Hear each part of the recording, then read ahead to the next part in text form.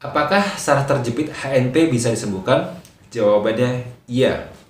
Nah, tapi disclaimer dulu ya, ini bukan untuk menghentikan teman-teman untuk melakukan operasi. Jadi kalau teman-teman kena saraf terjepit, disuruh sama dokternya untuk operasi, silahkan lakukan. Jangan terpengaruh sama video ini. Nah, video ini bertujuan untuk memberikan point of view baru, sudut pandang baru kepada teman-teman tentang bagaimana sih sebetulnya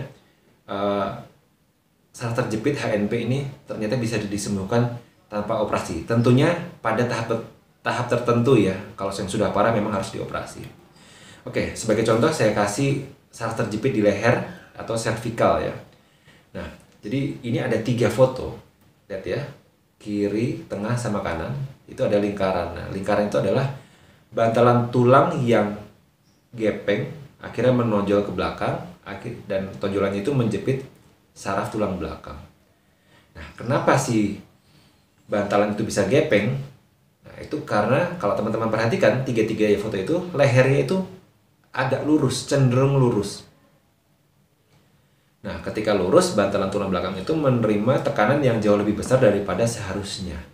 Lah, memang lengkungan leher itu harusnya seberapa? Apa leher itu harusnya seperti apa? Nah, leher itu harusnya adalah melengkung. Jadi leher itu harusnya punya lengkungan lordotik ya. Itu besarannya sekitar 36 atau 40 derajat, saya lupa ya. Ya kira-kira sebesar itu. Nah, kalau kurang dari 36 derajat, semakin lurus, maka tekanan yang diterima oleh bantalan tulang belakang itu akan semakin besar. Ketika semakin besar, bantalannya tidak kuat lagi, akhirnya menonjol, menekan saraf tulang belakang. Nah, kalau lebih parah lagi, nanti bukan cuma menonjol, cuma nanti jadinya pecah. Nah, ini apakah harus dioperasi, apakah masih bisa diterapi aja? Nah, jawabannya 2. Kalau memang sudah parah sekali, memang harus dioperasi gitu ya. Kalau sudah parah sekali, harus dioperasi. Dan saya sarankan kalau sudah parah, jangan ditunggu-tunggu, operasi aja langsung. Nah, tapi kalau pada tahap tertentu, ternyata masih bisa diobati dengan cara terapi, latihan, dan aktivitas yang mendukung. Nah, analoginya gini, kita cek persamaannya dulu ya. Jadi tubuh itu punya kemampuan untuk mengobati dirinya sendiri sampai tahap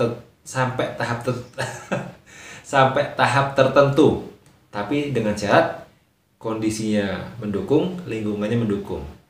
Oke, kita cari kasus-kasus yang mirip.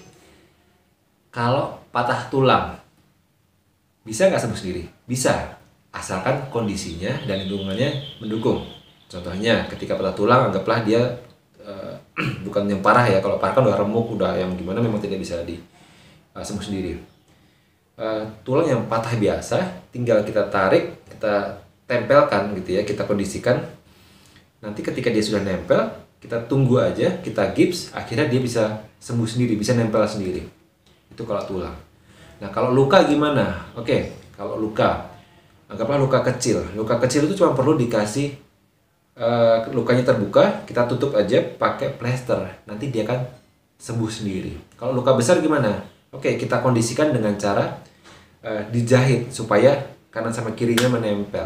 Setelah dijahit, tinggal ditunggu aja, akhirnya juga nanti sembuh sendiri. Nah, berarti kalau saraf terjepit bisa nggak untuk sembuh sendiri? Jawabannya bisa, teman-teman. Asalkan pengkondisiannya betul, lingkungannya betul. Nah, caranya gimana kalau untuk saraf terjepit, khususnya HNP?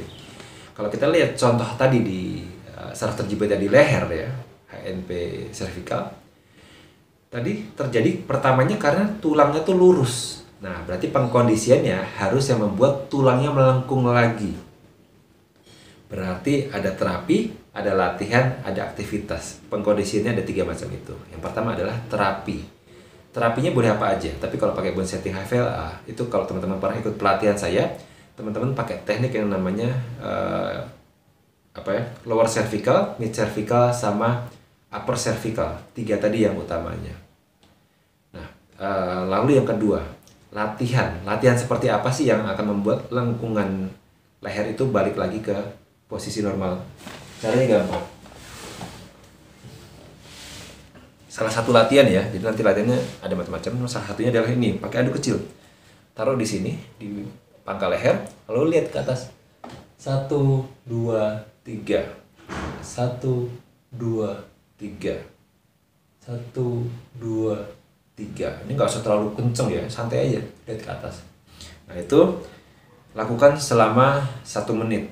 Nanti 1 jam lagi lakukan lagi, 1 jam lagi lakukan lagi. Jadi lebih baik sering daripada sekali latihan lama. Nah, lalu aktivitas apa yang harus dihindari gitu ya? Nah, aktivitas yang harus dihindari itu adalah aktivitas yang membuat kita menundukkan kepala terlalu lama. Contohnya melihat gadget terlalu lama, di komputer terlalu lama, membaca buku terlalu lama. Itu tidak boleh.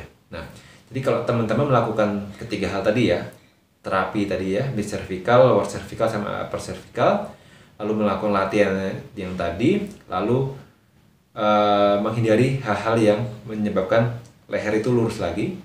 Nah, kalau tadi itu dilakukan, insya Allah nanti teman-teman lengkungan lehernya akan membaik. Nah, setelah membaik, baru nanti si bantalan tulang dan sarafnya akan